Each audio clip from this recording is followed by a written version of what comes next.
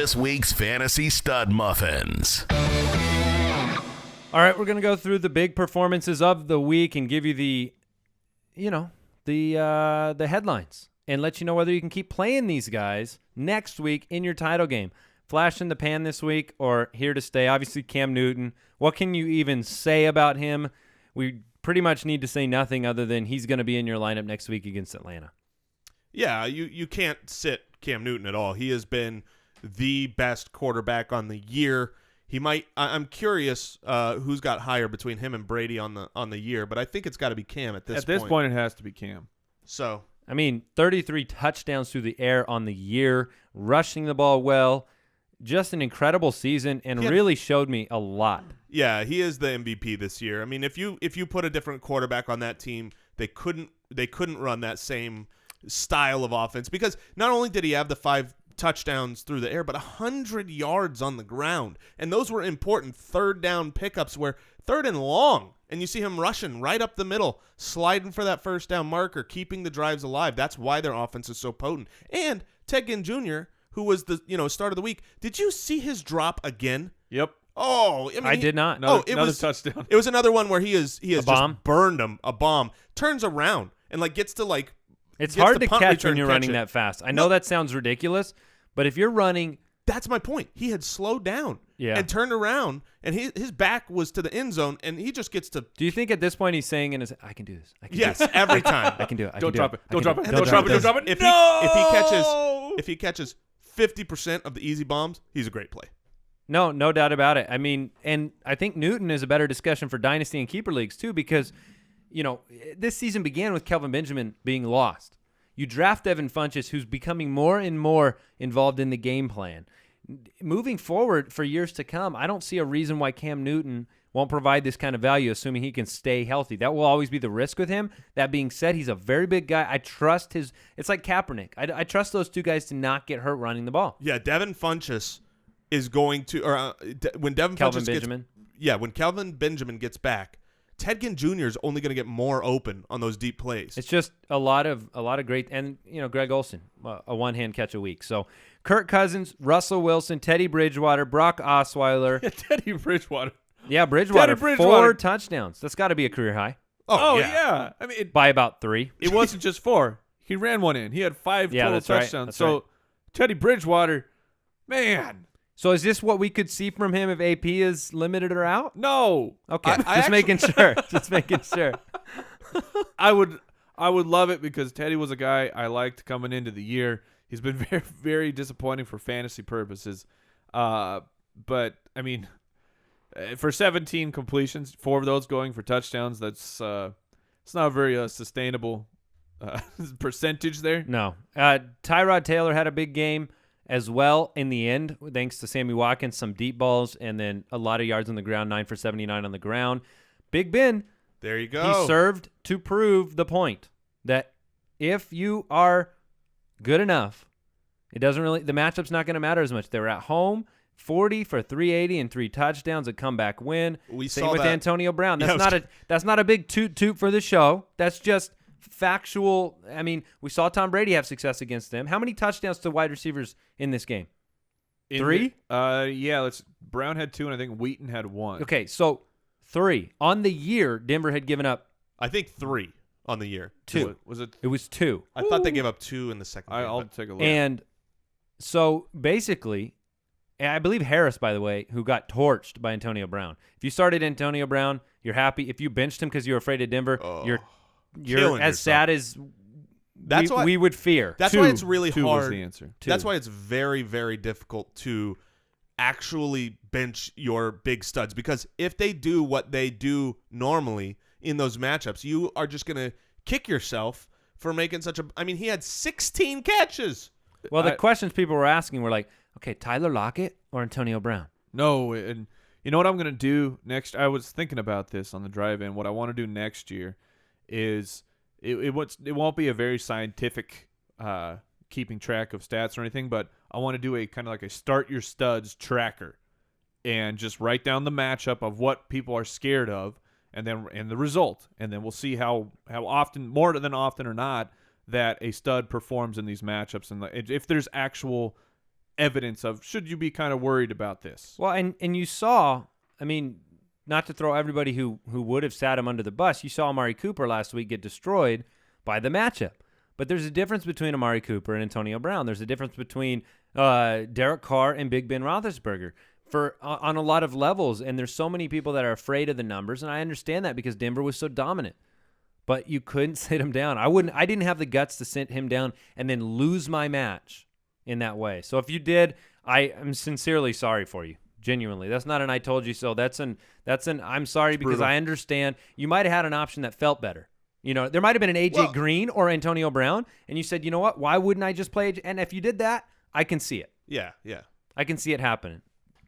Mike wouldn't have done it, but I could see it happening. Same game, Emmanuel Sanders, and for that matter, Demaryius Thomas had a good game as well, but Emmanuel Sanders went off 10 for 181 and a touchdown. Brock Osweiler went off in that first half. He was throwing for a ton of yards the week before. So what do we make of the wide receiver core? We got a lot of teams that have these two superstar wide receivers. Who do they play next week? I hate them for dropping everything last week. But this is more of what you would expect out of a crew of Sanders and Demaryius Thomas. So who do they play next week? The Broncos or the Bengals. They play themselves. Well, yeah, it's Osweiler versus Manning. It's a shadow match. Who do they play? They play the Bengals. They'll probably win. The Bengals, it's a tough matchup, and we don't know the quarterback situation. It could be Peyton next week. Yeah, I mean, if Brock is actually hurt, which it was his non-throwing shoulder, so he came back in and he said he did not. He said he wasn't affected by it. Yeah, that's what they all say. But yeah, big comeback for Pittsburgh, keeping their playoff hopes alive. Jason mentioned it, Emmanuel Sanders monster game. I think you probably play him unless you have a significantly better option. Amari Cooper, 6 for 120 and 2 against Green Bay. Huge game for him. What do we think about Amari Cooper next week? Ooh. I mean, he's got the Thursday night game against the Chargers. Yeah, you gotta like that situation. Crabtree I don't know if he came back in the game. I know he got knocked out for concussion protocol. I can't recall if he got back in the game. But against the Chargers, that's a great matchup. You got to love Cooper next week. Yeah, he left briefly before halftime, but he came back out in the third quarter, and he was 6 for 11 for 70. Not a bad matchup, just didn't get into the end zone. Reminds me a little bit about the game we saw from Michael Floyd last night, where he played very well. That one-handed catch on the sideline was incredible, but he didn't get into the end zone, and that hurt you. Sammy Watkins. He has been on fire. Deep balls to Sammy Watkins work. Yeah. 5 for 111. He's faster than them. So next week he's going to be facing the Cowboys, whose defense has still showed up, and they are a good defense. All their losses this year, even with the pitiful play at quarterback, have been 3 or 4 points. I mean, it's just been a tough luck year for them. Their defense has played very, very well. And we didn't talk much about it, but Darren McFadden played very, very well as well. Well, we haven't gotten to running backs. Oh, yeah. That's probably why we didn't talk about it. But I was still right. We hadn't. Ted Ginn Jr., 6 for 85 and 2. Jordan Matthews with a little bit of the garbage man can. Well, yeah. Come on, when you're down 37-10 or 37-17 and you get a bomb over the top on a blown coverage, that's nice. Absolutely. He did have about what was it, something like 50 yards in that first drive or so. No, he played well. He did play well. That one catch was worth a lot, but he had 8 other catches, 159 total yards. So, he was playing very well. Do I have confidence in him moving That's the forward? question. No. No would be the answer. He's not a terrible play, but you can't feel confident in that. Another guy that we have to mention yet again in our stud muffins. Yeah. I mean, honestly. This is ridiculous. Here's his touchdowns for the last 4 weeks. 3, 2, 3, 2. So 3 touchdowns next week for Doug Baldwin, everybody. Unbelievable. He only had 4 catches for 45 yards, and 2 of them were once again touchdowns. Playing the Rams. What do we make of the Rams defense? They have been great. They have been good. They have been bad. They have been terrible. Who are the Rams? You stay in the flames with Doug Baldwin, and you stay in the flames with Russell Wilson. I agree. And the Rams are okay, but this game's important for Seattle. They did clinch a playoff spot. Cardinals clinched the division. And that game is in Seattle. Yeah, it is. So I think the Rams, I will say this. They like to beat the Seahawks. The Rams historically show up against the Seahawks, so Yeah. we'll see. But that's not going to make me fade Baldwin myself. Deshaun Jackson, Kamar Aiken, Mike Evans, and Tavon Austin had big-time games this week. Anybody you want to talk about from that I group? want to talk about Kamar Aiken. Now, I think that's fair. Aiken is a guy that we really liked when Steve Smith-Senor went down.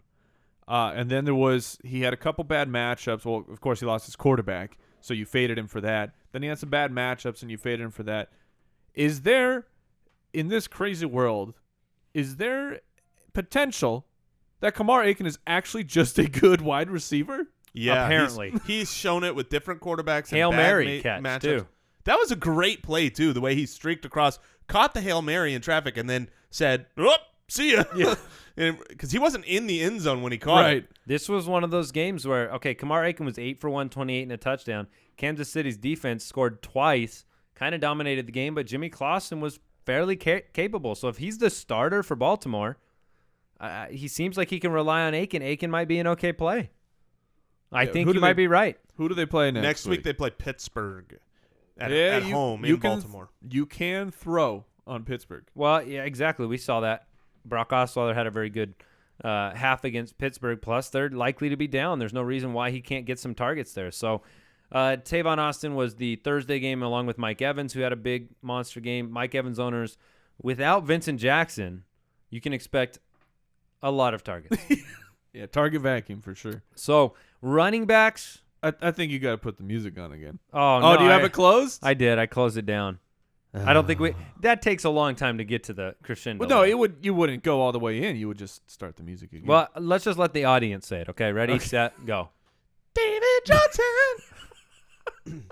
You said let the audience say it, and then you pointed to me. So I said it. No, that was more like to the sky. he was pointing to the audience. Oh, all right. Yeah. I apologize. All right, David Johnson, 20. The numbers bear repeating: 29 for 187, 3 touchdowns on the ground, 4 for 42 through the air, and a beast mode-esque run that was just kept going and going. First, how'd he get out of that? Oh, how'd he stiff arm that guy? Oh, how'd he get down the sideline?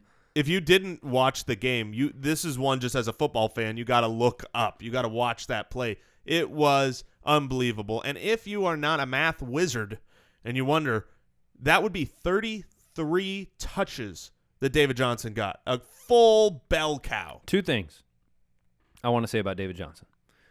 One, you should check our Twitter at the FF Ballers because I posted that play along with the Bette Midler song "You're My Hero." No, Wind Beneath My Wings. Sorry. And 2, that game last night changed my dynasty keeper thought process on David Johnson. It showed me he can be a bell cow type back and they can lean on him, and that makes him a difference maker for the Cardinals and for fantasy owners. Arians said after the game in an interview that he said, I don't consider him a rookie anymore. That's what he said. And that's a big deal for Arians because he treats rookies like rookies. He said earlier in the year when it's like, oh, you got 3 great guys. Who are you going to sit? He's like, oh, that's easy. We got a rookie. And he said after the game, he's like, I don't consider him a rookie anymore. And he's picked up blitz coverage. So, I mean, that's just great. And total touchdowns on the year, you could really argue that David Johnson's been outside of, I guess, Gurley and his performances. You could say David Johnson's been the best rookie running back. The Arizona Cardinals are a high-powered, high-scoring offense. And David Johnson, before this game, was leading them in touchdowns. I mean, that's not who you would have probably guessed. You know, you'd have been like, oh, it's Fitz or it's Michael Floyd or someone like that. And so now he's getting the opportunity that he didn't even have in the beginning of the year. Definitely a must start guy. The last thing I'll say for David Johnson, because clearly we love him so much, but that was the highest scoring running back fantasy performance of the year according to fantasy data. So wow. Breaking news. The move that we expected to happen last week, the New England Patriots have signed 3-time Pro Bowl running back Steven Johnson to the team. What? Steven Johnson? You just ruined that. Steven Johnson. You're literally reading. Wow. Yes, wow. Steven Jackson. Can we do that again? I got it. Breaking news. Oh, I pointed at him. I said, you take it. Steven Jackson has been signed by the New England Patriots. He is reading it. He's reading it right off of the news. It's a tiny watch. Tiny watch. It's that David Johnson, Do dyslexic people convert Jackson to Johnson? Oh. Is that what happened? Yep. We're gonna go with that is. Anyways, I think you get the gist there. Is there fantasy significance? I don't know.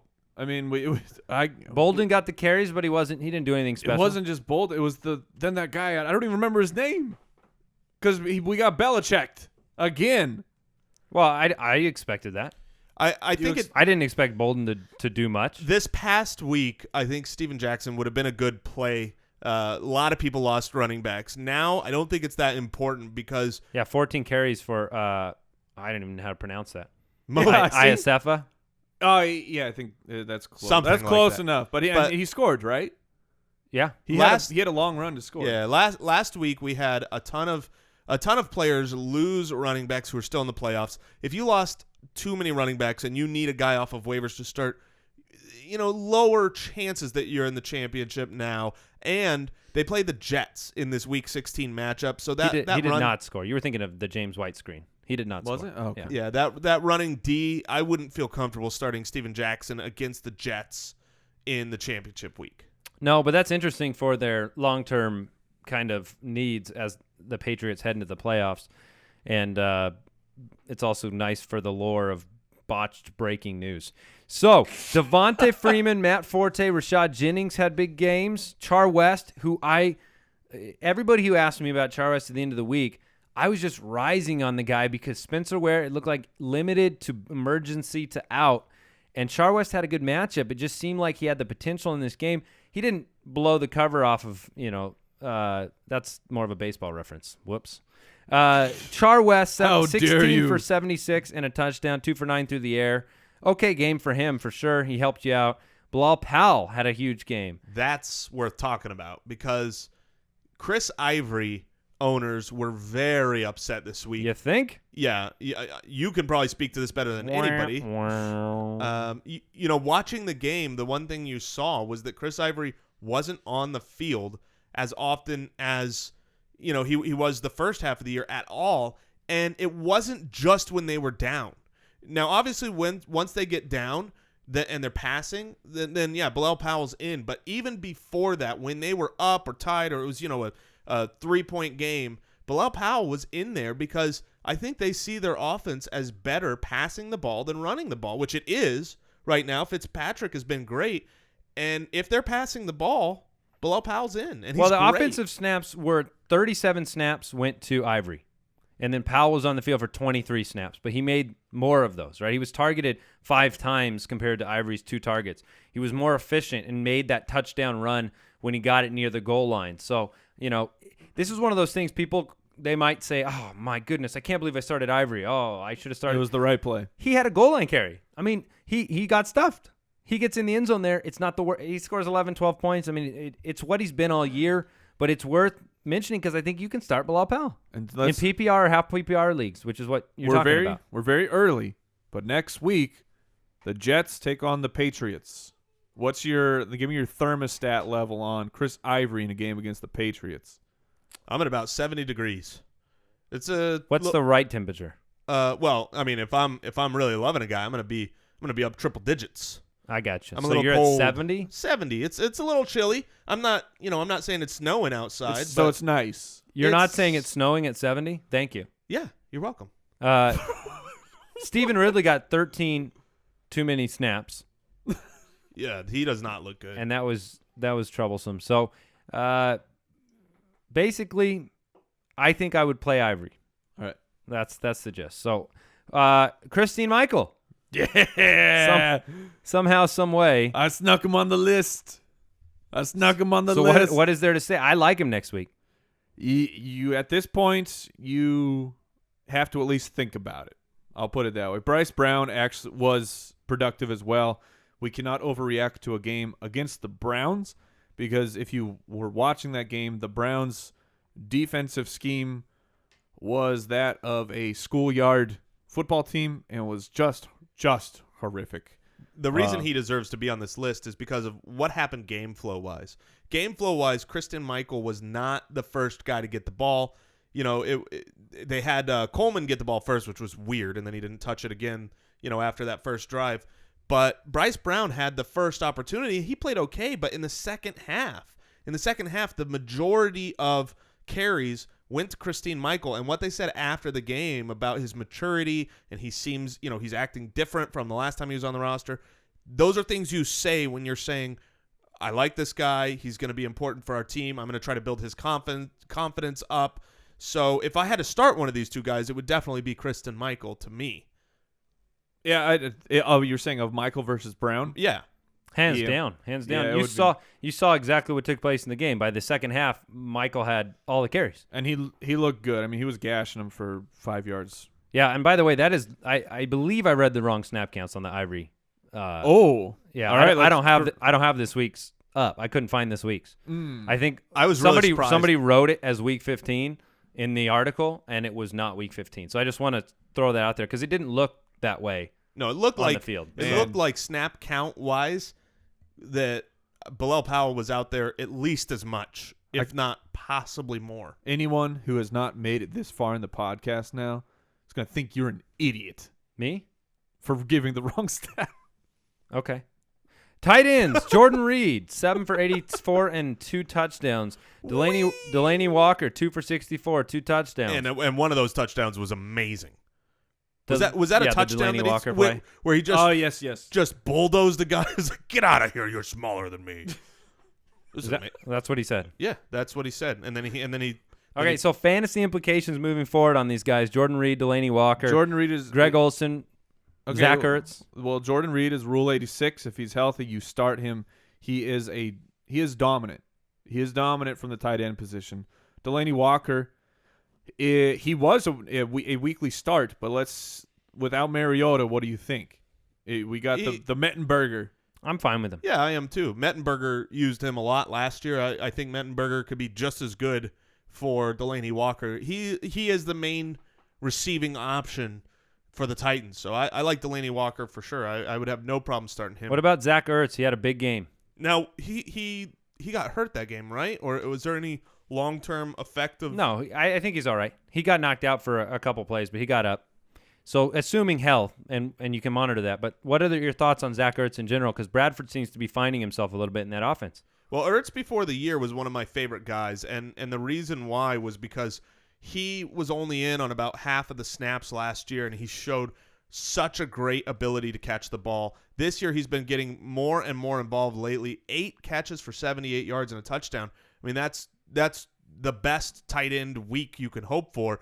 And over the last couple of weeks, he's been involved more and more. So I think you can trust him against Washington this last week if he's healthy. 42 snaps for Bilal Powell, 28 for Chris Ivory. Whoa! That's what I saw with my eyeballs. Yeah. So sorry about the wrong stat a minute ago, but that is the correct stat. 50% of snaps to Bilal Powell. Again, a big part of that is game flow. They were playing from behind, close game, and 2-minute drills. They had a couple 2-minute drills where Bilal Powell's on the field. Against the Patriots, is it going to be any different?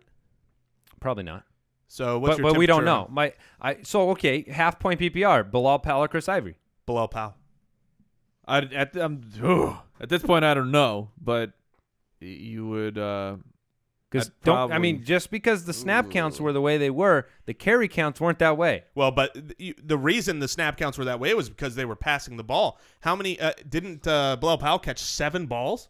Okay, but I'm still making the point that in a standard league, you've got 13 carries for the Jets. Well, then just worry about touches because Bilal Powell out-touched him. And Bilal Powell did not out-touch them. They were the same on touches. Oh, okay. Actually, that's not true. Chris Ivory out-touched them by 1. So it's still a debate to me. It's not just because Bilal Powell has this good game. Chris Ivory's the number 6 running back in fantasy football. This is going to be another one of those situations where he could come out. If they score a little bit, he could have success against New England. Yeah, it's game flow. So what do you believe is going to happen with the game? I don't know. I really don't. I don't know what's going to happen in that game. I think it's going to be a close game. I do think that. I agree with that. The Jets played New England very well the first time they played. Divisional game, close game. The recipe for victory for the Jets all year has been when they run Chris Ivory. And so I would play Chris Ivory. In a full PPR, I would switch over to Powell. I'll say that based on how he's been playing. That is Powell fair. looks good. He looks fast. It's a very difficult decision. I'll be honest with you. It's close. All right, so defenses, Kansas City's D scored a couple times. Big week for them.